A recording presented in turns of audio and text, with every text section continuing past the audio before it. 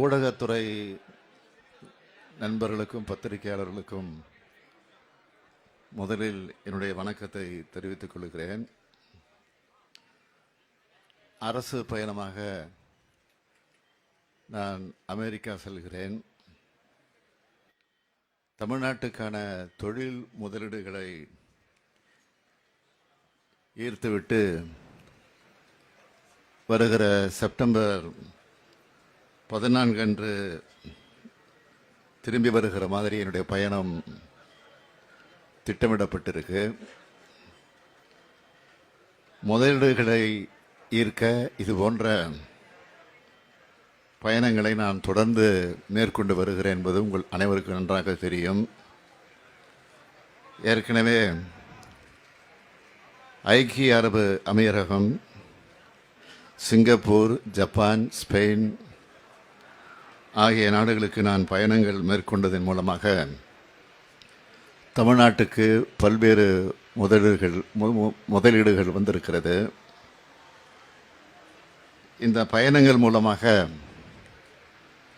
18,521 நபர்களுக்கு வேலைவாய்ப்பு அளிக்கக்கூடிய வகையில் 10,882 கோடி ரூபாய் மதிப்பிலான 17 புரிந்துணர்வு ஒப்பந்தங்கள் போடப்பட்டுச்சு. அதில் 990 கோடி ரூபாய் முதலீட்டுக்கான 5 திட்டங்கள் தற்போது உற்பத்தியை மேற்கொண்டு வருகிறது. கடந்த ஆகஸ்ட் 21 அன்று நடந்த தமிழ்நாடு முதலீட்டாளர் மாநாட்டில் இந்த 5 திட்டங்களில் சிங்கப்பூரை சேர்ந்த ஹைபி நிறுவன திட்டத்தையும் ஜப்பானின் ஓம்ரான் நிறுவனத்தினுடைய திட்டத்தையும் நான் தொடங்கி வச்சேன். இந்த 2 நிறுவனங்களோட திட்டங்களோட மட்டும் 1,538 நபர்களுக்கு வேலைவாய்ப்பு உருவாக்கப்பட்டிருக்கிறது.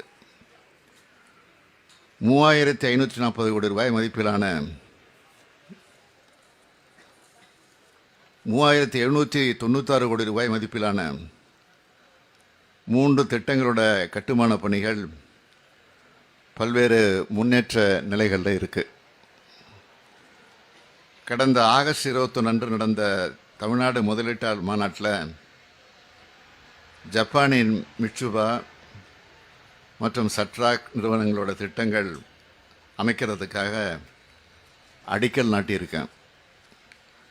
3,540 கோடி ரூபாய் மதிப்பிலான 3 திட்டங்கள் பல்வேறு முன்னேற்ற நிலையில் இருந்துகிட்டு இருக்கு. 438 கோடி ரூபாய் மதிப்பிலான 2 விரிவாக்க திட்டங்கள் விரைவில் செயல்படுத்தப்படக்கூடிய நிலையை அடைந்திருக்கு. 2,100 கோடி ரூபாய் மதிப்பிலான 4 திட்டங்களை பொறுத்த வரைக்கும் அந்தந்த நிறுவனங்களோட தொழில் முதலீட்டு சூழல் காரணமாக சிறிய தாமதம் ஏற்பட்டிருக்கிறது.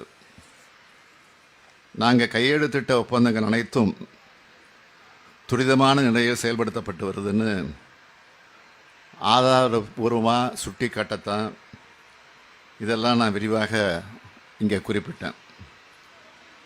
அதனால தான் இது போன்ற பயணங்கள் மிக மிக முக்கியமானவை. நமது திராவிட மாடல் அரசு ஆட்சி பொறுப்பேற்ற பிறகு இந்த 3 ஆண்டு காலத்தில் இதுவரை 872 புரிந்துணர்வு ஒப்பந்தங்கள் கையெழுத்தாகியிருக்கு. இதோட மொத்த மதிப்பு 9,99,093 கோடி ரூபாய். இது மூலமாக 18,89,234 நபர்களுக்கு வேலை வாய்ப்பு கிடைக்கும். இதில் 234 திட்டங்கள் உற்பத்தியை தொடங்கிட்டாங்க. 4,16,717 பேருக்கு வேலை வாய்ப்பு கிடைச்சிருச்சு. மற்ற ஒப்பந்தங்களும் படிப்படியாக அடுத்து செயல்பாட்டுக்கு வரும். முதலீடுகளை ஏற்பதற்கான என்னோட கடந்த வெளிநாட்டு பயணங்கள் மூலமாக போடப்பட்ட புரிந்துணர்வு ஒப்பந்தங்களால் பல நிறுவனங்கள் தொடங்கப்பட்டும் செயல்பாட்டிலையும் இருக்குது. இதையெல்லாம் நீங்கள் பார்த்துக்கிட்டு தான் இருக்கீங்க.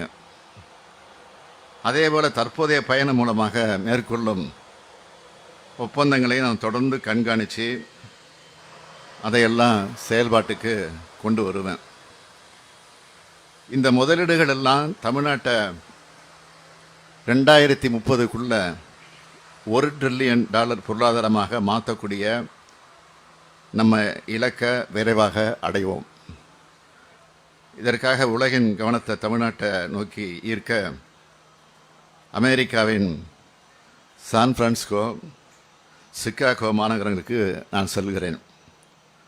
ஒப்பந்தங்கள் கையெழுத்தாகும் விவரங்கள் திரும்பி வரும்போது உங்களுக்கு நான் நிச்சயம் தெரிவிப்பேன். அமெரிக்க வாழ் தமிழர்களை சந்திக்க இருக்கிறேன்.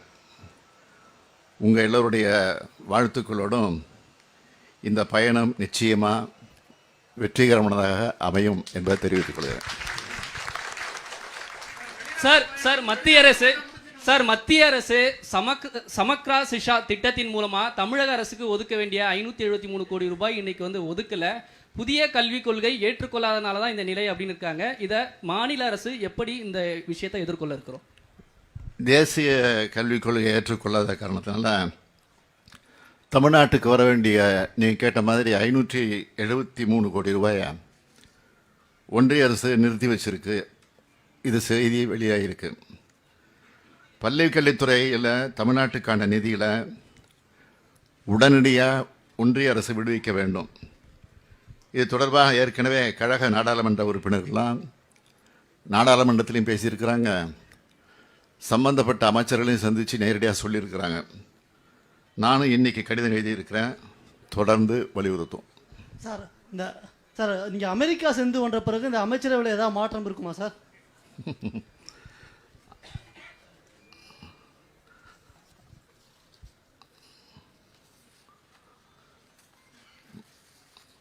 மாறுதல் ஒன்று தான் மாறாதது. Sir wait and see. அமைச்சர் துரைமுருகன் இந்த ரஜினிகாந்த் விவகாரம் குறித்து நீங்கள் என்ன சார் சொல்கிறீங்க? அவங்க 2 பேரும் நீண்ட கால நண்பர்கள். அவரும் சொல்லிட்டாரு, இவரும் சொல்லிட்டாரு. அதை நீங்கள் அவர் சொன்ன மாதிரி நகைச்சுவையாக எடுத்துக்கணுமே தவிர நீங்கள் கருதுகிற மாதிரி பகைச்சுவையாக எடுத்துக்கக்கூடாது. அதுதான் அவர் சொன்னதான் நான் திருப்பி சொல்கிறேன். சார், இந்த அமெரிக்க பயணத்தில் குறிப்பிட்ட இலக்க முதலீடுகளாக நிர்ணயித்து இந்த பயணம் மேற்கொள்கிறீங்களா? அது ஒன்று. இன்னொன்று, 43 ஆண்டுகளுக்கு பிறகு முன்னாள் முதலமைச்சர் சிகாகோ மாநாட்டில் தமிழர்களை சந்தித்து பேசினார். 43 வருஷம் கழிச்சு நீங்களும் அங்கே தமிழர்களை சந்தித்து பேச இருக்கீங்க. அது எத்தகைய மகிழ்ச்சியை உங்களுக்கு தருது? போகிற காரியம் நிச்சயமாக வெற்றியடையும் நம்பிக்கை எனக்கு இருக்குது. முதலீட்டாளர்களை பொறுத்தவரை போட்டி போட்டுக்கொண்டு என்னை சந்திக்கணும். தமிழ்நாட்டுக்கு நாங்கள் அதை செய்ய போகிறோம், இதை செய்ய போகிறோன்னு அவங்க டைம் கேட்டிருக்கிறாங்க. இப்போ நான் கொடுத்துருக்கிற நாட்களே போதாதுன்னு நான் கருதுகிறேன். அந்த அளவுக்கு போட்டி போட்டுக்கொண்டு ஆர்வத்தோட இந்தியாவிலே தமிழ்நாடு தான் இன்றைக்கி முதலிடத்தில் இருக்குது தொழில் முதலீட்டில். அதை தமிழ்நாட்டில் இருக்கிறவங்க சொல்கிறாங்களோ இல்லையா, வெளிநாட்டில் இருக்கிறவங்க சொல்கிறாங்க. நிச்சயமாக நீங்கள் நினைக்கிற மாதிரி நடக்கும்.